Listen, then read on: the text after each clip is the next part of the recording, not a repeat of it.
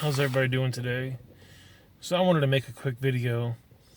I was talking to a guy the other day, and he was a theistic evolutionist, which basically that means that he believes that, God's real, God saves you, everything's real about that. But God used evolution to, basically make everything that we see today. So they believe evolution, but they also believe God.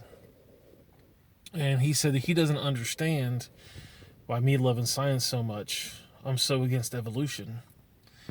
And I said, well, in my opinion, evolution and the Bible are very, very contradictory things. And he's like, what do you mean by that? I said, well, let's just take the creation story and then we'll talk a little bit about Genesis 2 and 3 as well and see how that compares to evolution. I said, so it says on day one, God created the heaven and the earth. So he made a big amount of space and he made the earth. And then he said, let there be light, and there was light. According to evolution, it says it was a big bang, or, some people don't exactly believe in the big bang, but the most acceptable thing is the big bang. And the big bang basically created, the sun, moon, and stars, the planets. It implies that the heavens were already there, but we'll go ahead and just, allow that. And the Big Bang would definitely create some type of a light. It would probably create darkness first, but then there would be a big light. So far, I think we're okay. So then in day two, he separated the atmosphere and the waters. So he took the atmosphere and the waters and he separated them. So you have the sky and the water now. But according to evolution, it says that the earth was a hot, rocky crust. There was no waters. It was just land, and it was really, really hot. So right now we already have an issue. The Bible says there was water in the atmosphere, no land. The evolution theory believes that there was land and no water, and it was very hot. And it can't be hot if there's water there. But we'll go ahead and just leave that for a second and go to day three.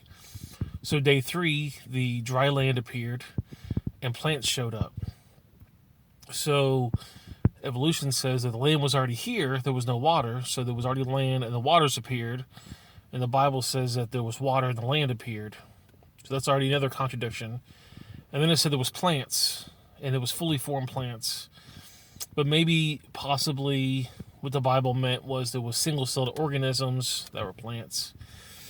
But we're already having an issue now because evolution you have to have a plant-animal eukaryote combo, because that eukaryote would have to basically make the plants and the animals. And a eukaryote is just like a small organism. So you have to have single-celled organisms to create everything else. The Bible basically implies that the plants were fully formed. So now we already have another problem. And then day four, God created the sun, moon, and stars. Now we got a huge issue, because in evolution says the sun, moon, and stars was created on day one. The Bible says the sun, moon, and stars was created on day four. But we also have more than just that, because if we have plants on the earth, how are these plants going to live for millions of years without the sun? So now we have a big problem. It's impossible to have plants live more than probably a couple of days, maybe a week without the sun. And you're trying to say that they're going to live millions of years without the sun. That's basically impossible. And they created the sun, moon, and stars, and the evolutionists believe that the sun, moon, and stars was created through the Big Bang.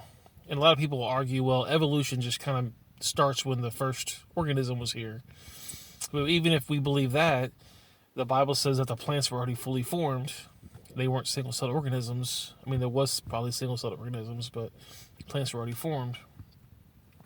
Then we get to day five. And on day five, the Bible says they have fish and birds. Well, that's also another problem for evolution, because evolution believes, basically, it's an acronym called FARM, F-A-R-M, which means it was fish and amphibians, reptiles, mammals. So and then it basically also believe that dinosaurs became birds. Well, dinosaurs aren't even here yet, according to the evolution, or according to the Bible. Evolution says Bibles were here before man was. So now we have another problem. So they created the fish and the birds, which are basically on two opposite spectrums of the evolution theory. Obviously, the fish turned into reptiles, which turned into birds, so we already have a problem there. And they were fully formed. They weren't single-celled organisms, because we don't have single-celled organisms flying up in, the sky like birds do. That's another problem. Then we get to day 6, and now you have the land animals. So now you have monkeys and man created on the same day. Well, that can't be right, because evolution says that man came from monkeys, and reptiles turned into mammals, and, well, they were created on day 6 as well. So we have a big issue here, going with evolution in Christianity.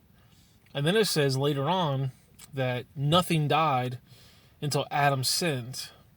But now you got an even bigger problem, because evolution theory believes that there was small, intricate changes that were, I guess, spearheaded by death. So a bunch of things had to die in order to get to man. All these different animals had to die, and things had to change over time to have all these evolutionary processes happen in order to get to man.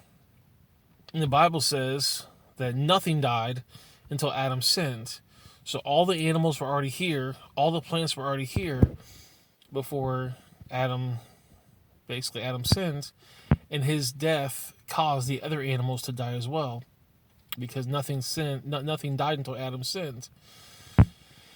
So they're very contradictory.